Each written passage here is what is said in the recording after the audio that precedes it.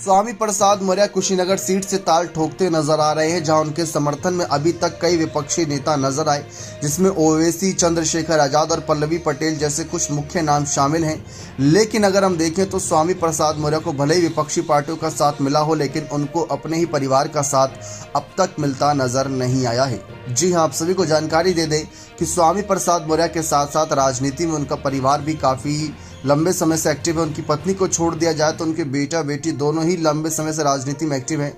सांसद रही है संघमित्रा मौर्य बदायूं से भाजपा के टिकट से, जैसा कि आप जानते ही हैं। वो भी स्वामी प्रसाद मौर्य का उसमें काफ़ी दमखम रहा था।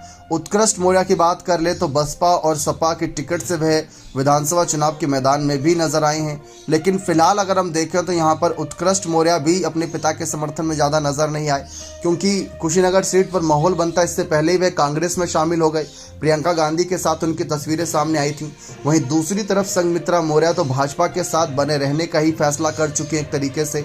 भले ही उनका इस लोकसभा चुनाव में टिकट कट गया हो, लेकिन इसके बावजूद उन्होंने भाजपा के नेतृत्व पर भरोसा जताते हुए उनके साथ बने रहने का फैसला किया।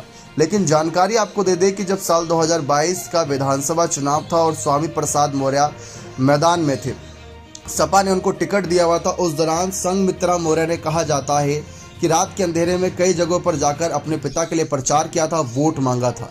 ये बात भाजपा की नज़रों में थी और ये बात भाजपा की नज़रों में खटक भी रही थी। इन्हीं कारणों की वजह से ही कहा जा रहा है कि संघमित्रा का टिकट कटा, क्योंकि समय समय पर वो अपने पिता का साथ देती रहीं। संघमित्रा ने ये तक कह दिया था कि अगर बीजेपी उन्हें जिम्मेदारी देती है तो अपने पिता की वापसी भाजपा में कराने के लिए तैयार हैं।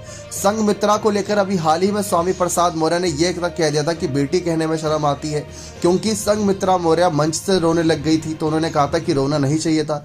इस पर भी संघमित्रा ने साफ कहा था कि एक पिता के होने के नाते उन्होंने कुछ सोचकर ही बातें कही होंगी, मैं उनके खिलाफ नहीं जाना चाहूंगी। तो पिता के समर्थन में तो रही है, लेकिन अगर कुशीनगर सीट पर एक हालिया सांसद अगर प्रचार करने आती तो शायद माहौल कुछ अलग होता, वो भी भाजपा की।